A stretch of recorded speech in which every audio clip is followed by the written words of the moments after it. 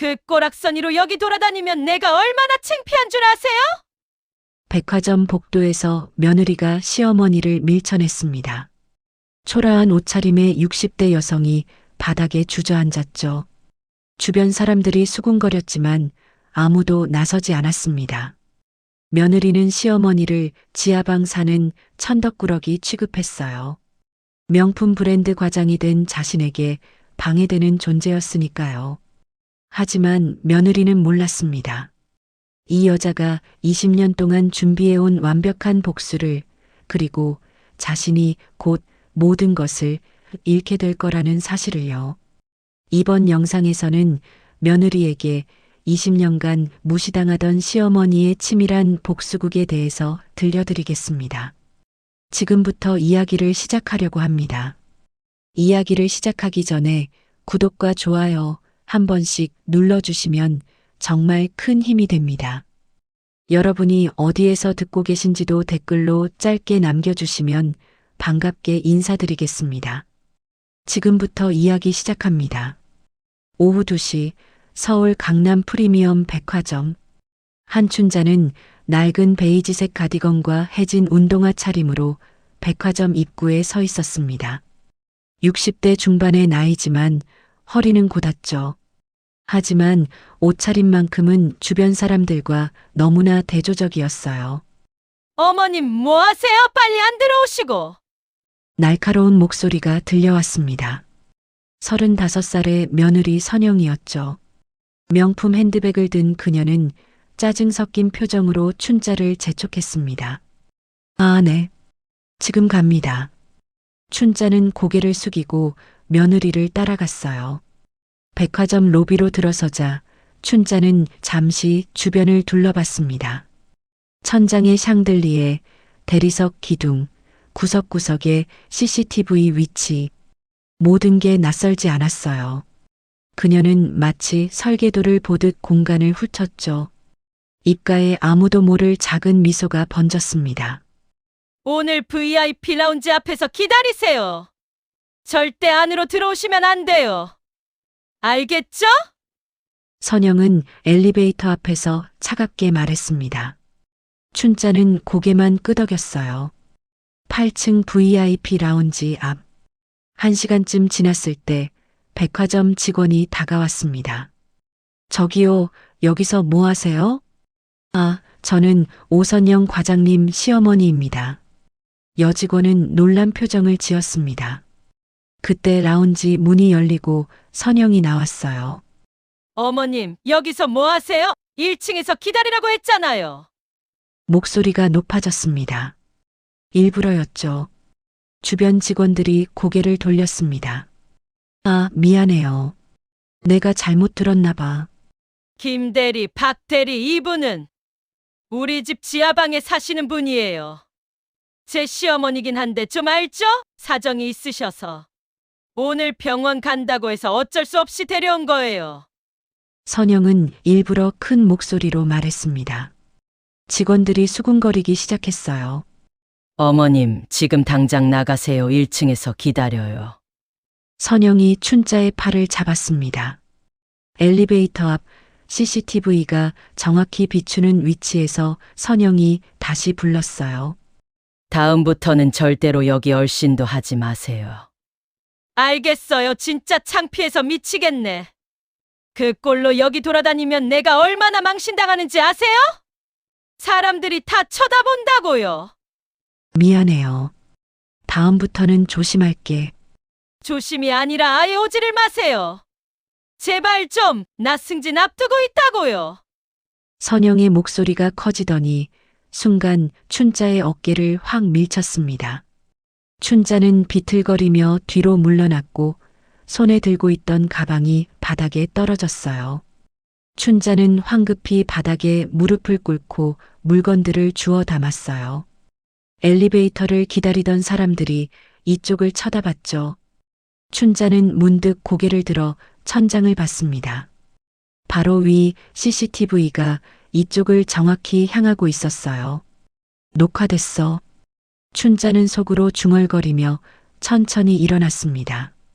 1층으로 내려온 춘자는 잠시 벤치에 앉았다가 오후 4시쯤 다시 6층 명품관으로 올라갔습니다. 선영의 업무 스케줄을 이미 파악하고 있었거든요. 6층 명품관. 춘자는 기둥 뒤에 몸을 숨기고 선영을 지켜봤어요. 명품 가방 진열대 앞에서 선영이 협력업체 남자와 이야기하고 있었습니다. 이번 시즌 신상품 진열 정말 완벽하네요. 역시 믿고 맡길 수 있어요. 감사합니다, 오 과장님. 다음에도 잘 부탁드립니다. 협력업체 직원이 공손히 고개를 숙이며 슬쩍 작은 봉투를 선영의 손에 쥐어줬어요. 선영은 주변을 살피더니 자연스럽게 핸드백에 넣었습니다. 춘자는 가방에서 소리 없는 카메라를 꺼내 조용히 셔터를 눌렀습니다. 찰칵. 모든 장면이 렌즈에 담겼어요. 이번 달 물량도 저희 쪽으로 많이 넣어주세요. 아시죠? 당연하죠. 오 과장님 덕분에 저희가 여기서 장사하는 건데요. 그럼 다음 달에도 잘 부탁해요. 그리고 이번처럼 챙겨주시고요. 선영이 핸드백을 톡톡 두드렸습니다. 춘자는 녹음기 버튼도 눌렀죠. 그런데 그 순간 춘자의 발이 진열대에 걸렸습니다. 가방에서 물건 하나가 떨어지며 소리가 났어요. 누구세요? 선영의 날카로운 목소리가 들렸습니다. 춘자가 황급히 물건을 주우려는데 이미 선영이 다가오고 있었어요. 어머님, 또 여기 왜 왔어요? 선영의 얼굴이 일그러졌습니다. 아, 미안해. 화장실 찾다가. 화장실은 반대편이라니까요. 도대체 왜 자꾸 나타나는 거예요? 일부러 이러시는 거예요? 선영의 목소리가 커지자 주변 고객들이 고개를 돌렸습니다. 지금 당장 나가요. 사람들 보기 창피하게. 선영이 춘자의 팔을 거칠게 잡아 끌었어요. 춘자는 비틀거리며 끌려갔죠. 아파요. 선영 씨. 아프긴 뭐가 아파요. 맨날 이러시면 어떡해요. 빨리 나가라니까요. 선영이 춘자를 확 밀쳤습니다. 춘자는 뒤로 비틀거리며 진열대에 부딪혔어요. 하지만 소리를 내지 않고 조용히 가방을 챙겼습니다. 에스컬레이터를 타고 내려가는 춘자의 입가에 작은 미소가 번졌어요. 가방 속 카메라와 녹음기, 그리고 6층 CCTV가 모든 걸 기록했습니다. 저녁 7시 지하 단칸방. 춘자는 책상 앞에 앉아 오늘 찍은 사진들을 컴퓨터로 옮기고 있었습니다. 선영이 봉투를 받는 장면, 협력업체 직원과의 대화. 모든 게 선명했어요. 전화벨이 울렸습니다. 아들 경석이었죠. 엄마, 또 백화점 갔다며요? 선영이가 전화했어요. 목소리가 날카롭고 차가웠습니다. 병원 가는 길에 잠깐 들렀어. 미안하구나. 미안하다고요? 엄마, 내가 몇 번을 경고했어요. 선영 직장에는 절대로 가지 말라고. 엄마 때문에 선영이가 직장에서 얼마나 창피당하는지 알아요? 내가 잘못했어. 다음부터 조심할게. 조심이 아니라 아예 가지를 마세요. 알겠어요? 다음에 또 이러시면 진짜 엄마 모른 척 할 거예요. 뚝. 전화가 끊어졌습니다. 춘자는 한참 동안 핸드폰을 들여다봤어요. 하지만 그녀는 다시 파일을 펼쳤습니다. 세화봉제 소유권 이전 계약서. 20년 전 춘자가 운영하던 봉제 공장의 계약서였죠. 20년 전 춘자는 세화봉제의 대표였습니다. 직원 50명을 거느린 회사였죠. 하지만 아들이 선영과 결혼하면서 모든 게 틀어졌어요. 선영의 아버지가 회사를 사기로 빼앗았고 춘자는 하루아침에 모든 걸 잃었습니다. 그 후 20년 그녀는 이 지하방에서 증거를 모으며 복수를 준비해 왔어요. 경서가 미안해.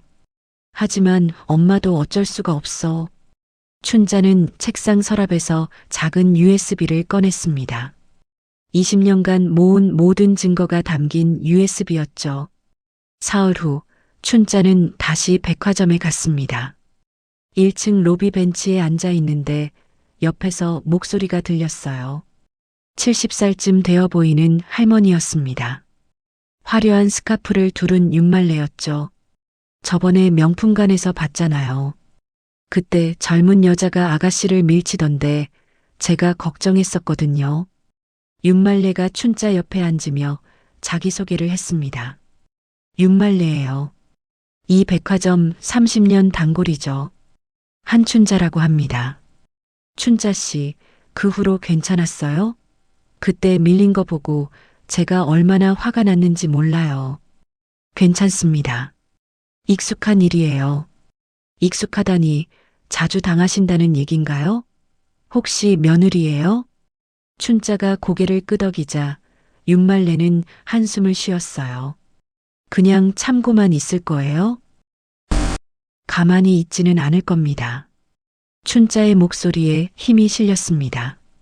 다음 주 백화점 파티 아시죠? 당연히 알죠. 초대장도 받았어요. 그날 제가 뭔가 할 생각입니다. 혹시 저를 동반자로 데려가 주실 수 있을까요? 윤말레는 잠시 생각하더니 씩 웃었습니다. 당연하죠. VIP는 동반 한 명 데려갈 수 있어요. 제가 춘자 씨 데려갈게요. 정말 감사합니다. 춘자 씨, 저도 젊었을 때 비슷한 일 겪었거든요. 뭔가 하실 거면 제대로 하세요. 확실하게. 네. 확실하게 할 겁니다. 집으로 돌아온 춘자는 옷장에서 검은색 정장 한 벌을 꺼냈습니다. 20년 전 세화봉제 대표로 일할 때 입던 옷이었죠. 약간 낡았지만 여전히 단정했어요. 조금만 더 참아. 일주일만 더. 춘자는 USB를 꼭 쥐고 눈을 감았습니다. 20년의 인내, 20년의 준비. 모든 게 다음 주 그 파티에서 끝날 거였습니다.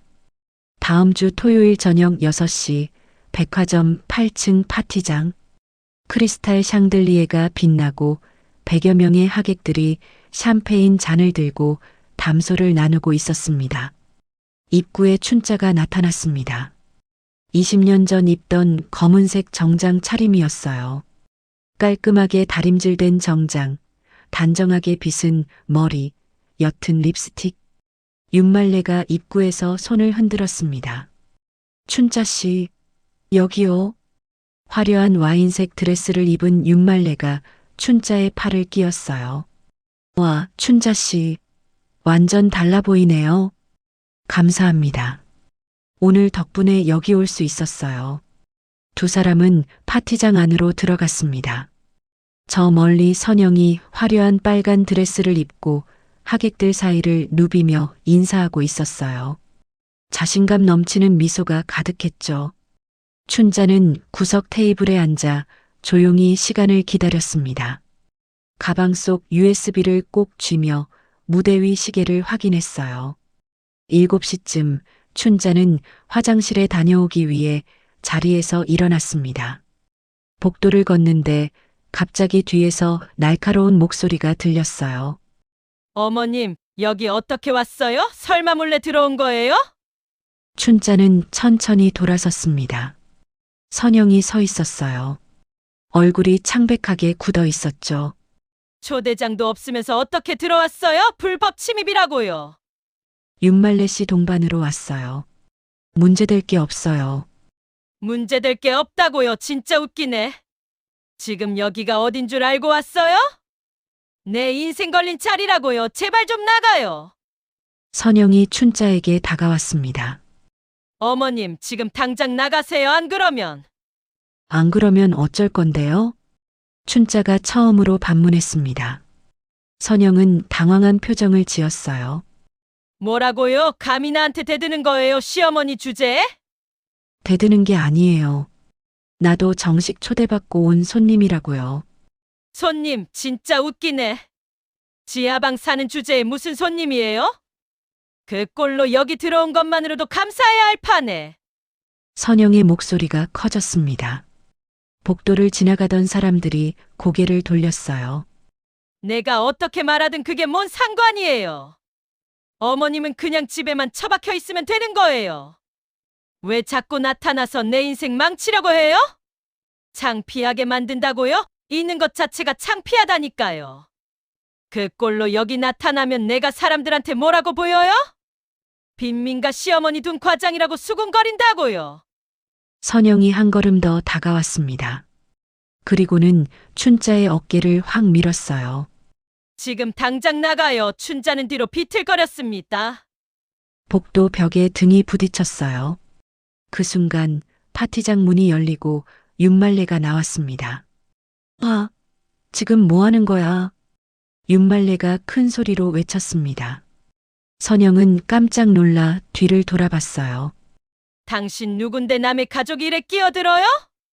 남의 가족일? 사람을 폭행하는데 가만히 보고만 있으라고? 당신 지금 시어머니한테 손댔어. 윤말레가 춘자 옆으로 다가와 팔을 붙잡았습니다. 뭔데요? 대체 어머님이 누구 꼬드겨서 여기 온 거예요? 돈 줬어요? 꼬드기긴 뭘 꼬드겨요.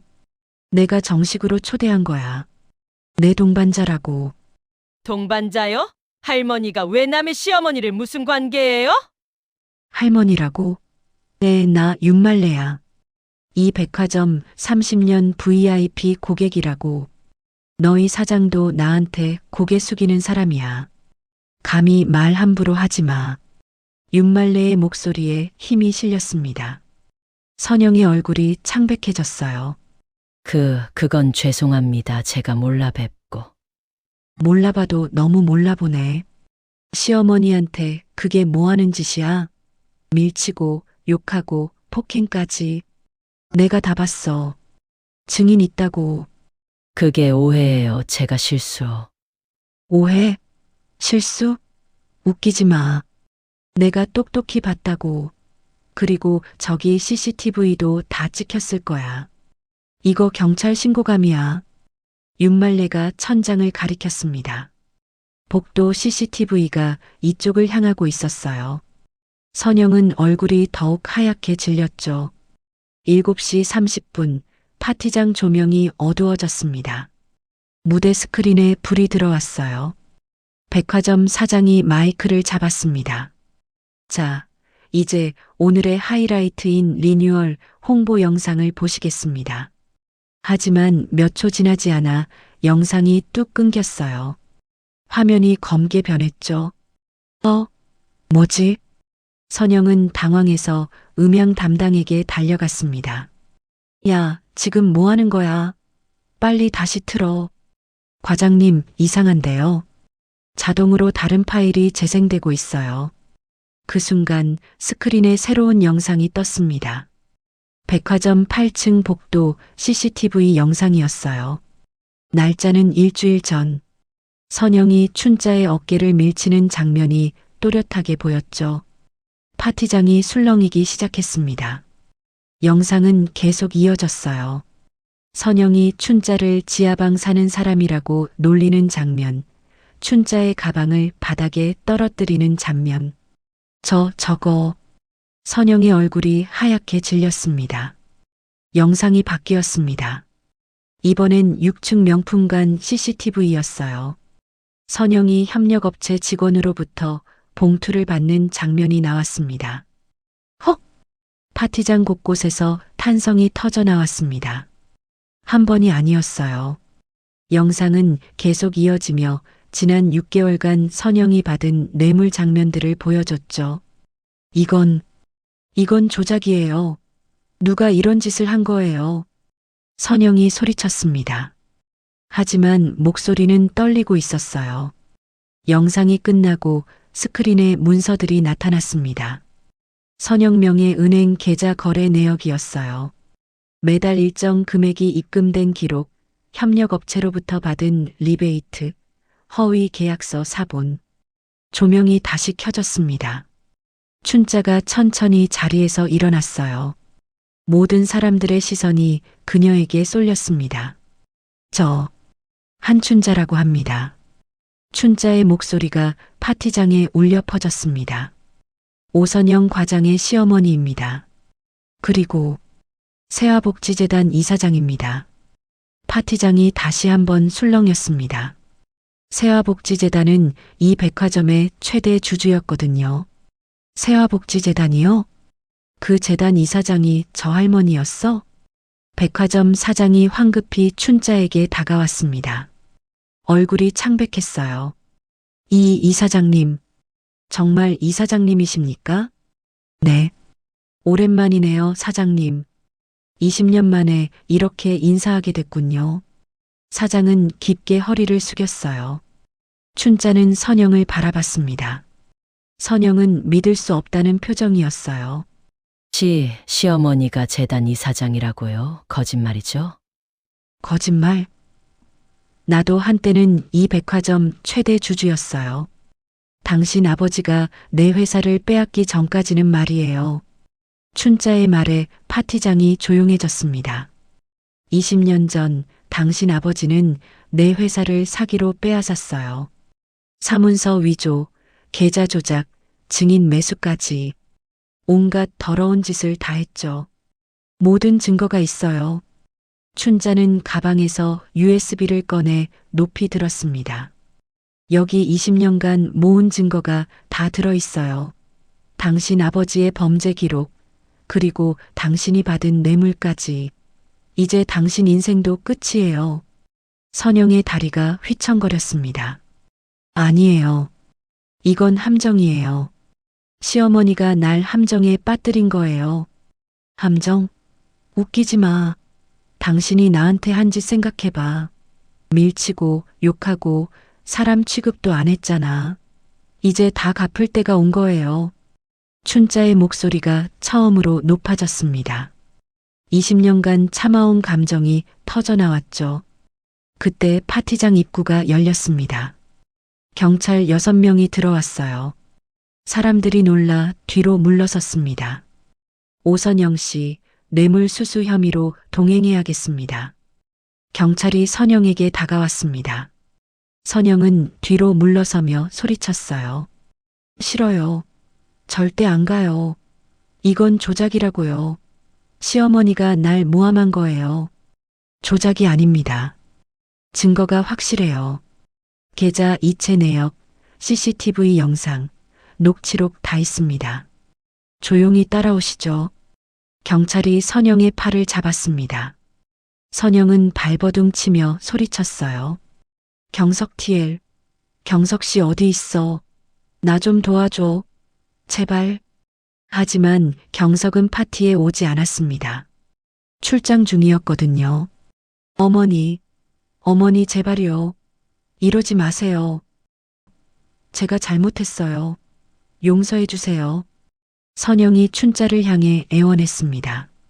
하지만 춘자는 차갑게 고개를 돌렸어요. 너무 늦었어요, 선영 씨. 당신이 나한테 한 짓을 생각해봐요. 20년 동안 참았어요. 이제 끝이에요. 제발요. 다시는 안 그럴게요. 선영의 목소리가 점점 작아졌습니다. 경찰이 그녀를 끌고 파티장 밖으로 나갔어요. 선영의 울음소리가 복도에 울려 퍼졌죠. 파티장은 정적에 휩싸였습니다. 백화점 사장이 조심스럽게 다가왔습니다. 이사장님, 정말 죄송합니다. 괜찮습니다. 당신 잘못은 아니에요. 오늘 파티는 여기서 마치겠습니다. 모두 돌아가세요. 사람들이 하나둘 파티장을 빠져나가기 시작했어요. 수군거리는 소리가 복도에 가득했죠. 윤말레가 춘자에게 다가왔습니다.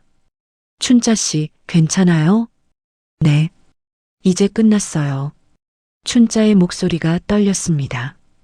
그녀는 의자에 털썩 주저앉았어요. 집에 도착한 춘자는 핸드폰을 확인했습니다. 경석에게서 부재중 전화가 15통 와 있었어요. 문자도 여러 개였죠. 엄마, 무슨 일이야? 선영이 경찰서에 갔다는데? 아들과의 대화는 내일 나눠야 할 일이었어요. 파티 다음 날 아침 춘자는 경석에게서 온 문자를 확인했습니다. 엄마, 오늘 아침 10시에 우리 집으로 와. 얘기 좀 하자. 오전 9시 춘자는 버스를 2번 갈아타고 경석의 아파트에 도착했습니다. 초인종을 누르자 문이 열렸어요. 들어와요. 춘자는 조용히 거실로 들어가 소파 끝에 앉았어요. 경석은 맞은편에 앉아 팔짱을 꼈습니다. 엄마, 대체 무슨 짓을 한 거예요? 선영이 경찰서 갔다는데 이게 무슨 일이에요? 내가 해야 할 일을 한 거야. 해야 할 일? 내 아내를 범죄자로 만드는 게 해야 할 일이었어요? 엄마, 정신 차려요. 경석의 목소리가 높아졌습니다. 경석아, 선영이가 뭘 했는지 제대로 알아? 알아요. 뇌물 받았다며? 그건 선영이 잘못이죠. 근데 엄마가 그렇게까지 할 필요가 있었어요? 가족인데. 가족? 경석아, 선영이가 나한테 한 짓은 가족이 할 짓이었어? 춘자의 목소리에도 힘이 실렸습니다. 선영이는 나를 사람들 앞에서 지하방 거지 취급했어. 밀치고 욕하고 사람도 아닌 것처럼 무시했어. 그건 괜찮고 내가 증거 제출한 건 문제야? 그건 선영이도 직장에서 스트레스 많이 받아서 그런 거잖아요. 이해 좀 해주시지. 이해? 스트레스 받는다고 시어머니한테 폭력 쓰는 게 정상이야? 경석은 고개를 돌렸습니다. 엄마도 철 좀 들어요. 선영 직장에 자꾸 나타나니까 그런 거 아니에요? 엄마가 먼저 잘못한 거잖아요. 내가 뭘 잘못했는데? 나도 사람이야, 경석아. 경석아, 너는 엄마가 왜 20년 동안 지하방에서 살았는지 알아? 그건 엄마가 돈이 없어서 그런 거잖아요. 엄마 선택이고 선택이 아니었어. 경석아, 난 당했던 거야. 억울하게. 춘자는 깊게 숨을 들이마셨습니다. 경석아, 엄마는 원래 세화봉제 대표였어. 직원 50명 거느린 회사였지. 내가 대학 다닐 때까지 우리 형편이 괜찮았던 거 기억하지? 그게 다 그 회사 덕분이었어. 근데 내가 선영이랑 결혼하면서 모든 게 틀어졌어. 춘자는 천천히 이야기를 풀어나갔습니다. 선영이 아버지가 투자 제안을 했어. 회사를 키워주겠다고. 난 사돈이 될 사람을 믿고 지분 50%를 넘겼지. 근데 그게 전부 함정이었어. 선영이 아버지는 처음부터 계획한 거였어. 우리 회사를 빼앗으려고 치밀하게 계획한 사기극이었다고. 그게 무슨 소리예요? 장인어른이 그럴 리가. 그럴 리가 없다고. 경석아, 현실 좀 봐. 지분을 넘기고 석 달 만에 회사 계좌에서 2억 원이 사라졌어. 선영이 아버지가 빼돌린 거야. 근데 장부에는 내가 횡령한 것처럼 조작해놨더라고. 춘자의 목소리가 떨렸습니다. 난 경찰에 신고했어. 근데 증거가 없었어. 오히려 그 사람이 날 먼저 고소했지. 횡령 혐의로. 증인들은 돈으로 매수했고 허위 계약서까지 만들어놨어. 그럼 엄마가 무죄였다는 거예요? 정말로? 당연하지. 난 아무것도 안 했어. 근데 법정에서 졌어. 돈 많은 놈이 이기는 세상이더라고. 결국 난 회사를 통째로 빼앗기고 벌금까지 물어야 했어. 춘자의 눈에서 눈물이 흘러내렸습니다. 선영이 아버지의 범죄 증거, 계좌 조작 내역, 증인 매수 녹취록 하나하나 다 찾아냈어. 20년이 걸렸지만 경석은 말없이 어머니를 바라봤습니다. 경석아, 넌 그동안 나를 무능하고 가난한 엄마라고 생각했지? 선영이가 날 무시하는 것도 당연하다고 여겼지? 아들조차 내 편이 아니었어. 죄송해요, 엄마. 정말 몰랐어요. 미안하다고 다해요? 넌 진실을 몰랐다고 변명할 수 있어. 근데 이제는 확실히 알아야 해. 내 장인이 어떤 인간인지, 내 아내가 어떤 짓을 했는지. 춘자는 가방에서 서류 몇 장을 꺼냈습니다. 경석은 서류를 받아들었습니다. 손이 떨렸어요. 서류를 한 장 한 장 넘기면서 그의 얼굴은 점점 굳어갔죠. 이게 진짜예요? 경석은 서류를 내려놓고 머리를 감싸 쥐었습니다. 몰랐어요. 진짜 몰랐어요. 엄마, 이제 어떻게 할 거예요? 회사 되찾을 거야. 세화 봉제. 원래 내 거였으니까. 엄마, 정말 미안해요. 미안하다는 말은 이제 그만해. 듣기 싫어. 춘자는 문을 열고 밖으로 나갔습니다. 2주일 후 춘자는 법정에 섰습니다. 증인으로 출석한 거였어요. 선영 아버지의 재판이었죠. 피고석의 선영 아버지는 완전히 무너진 모습이었습니다. 20년 전 당당하던 모습은 온데간데 없고 초췌하고 늙어 보였어요. 증인, 20년 전 피고와 어떤 관계였습니까? 검사가 물었습니다. 사돈 관계였습니다. 제 아들이 피고의 딸과 결혼했거든요. 그때 피고와 사업적 관계도 있었습니까? 네. 제가 운영하던 세화봉제의 공동대표였습니다. 그 과정에서 어떤 일이 있었는지 설명해 주시겠습니까? 춘자는 심호흡을 했습니다. 피고는 저에게 감원이설로 투자 제안을 했습니다. 회사를 키워주겠다고, 큰 돈 벌게 해주겠다고 속였죠. 저는 사돈이 되는 사람을 믿고 지분 50%를 넘겼습니다. 그게 함정인 줄도 모르고요. 그 후에는요? 석 달도 안 돼서 회사 계좌에서 2억 원이 증발했습니다. 피고가 몰래 빼돌린 거였죠. 근데 장부에는 제가 횡령한 것처럼 교묘하게 조작해 놨더라고요. 증거가 있습니까? 있고 말고요. 여기 다 있습니다. 춘자는 서류 뭉치를 제출했습니다. 이 서류들은 피고가 사문서를 위조하고 계좌를 조작하고 증인들을 돈으로 매수한 증거입니다.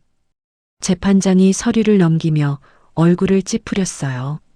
증인, 20년 동안 왜 이 증거들을 제출하지 않았습니까?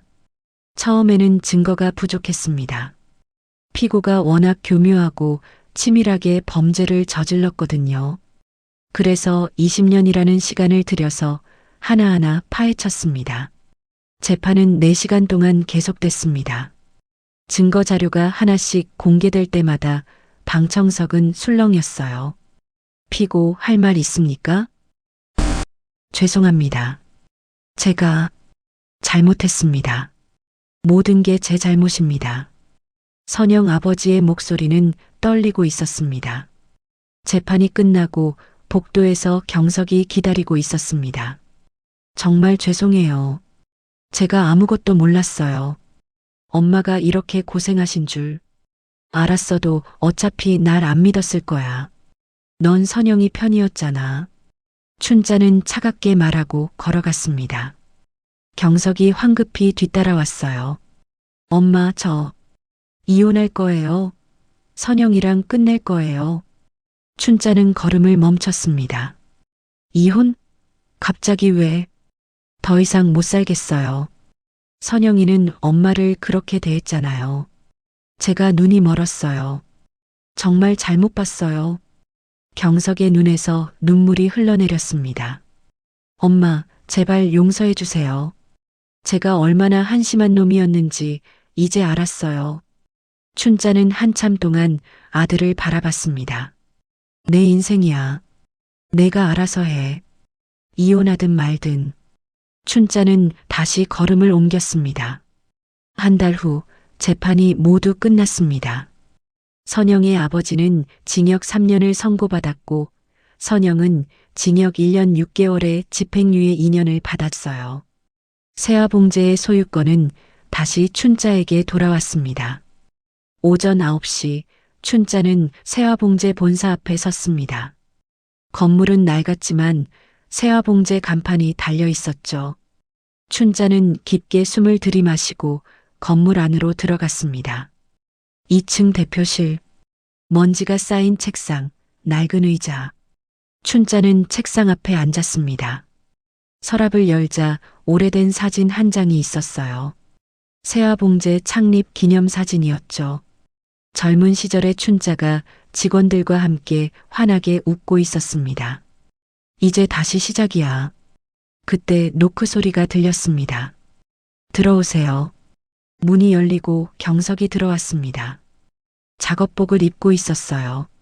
엄마, 저 출근했어요. 뭐? 출근? 너 무슨 소리야?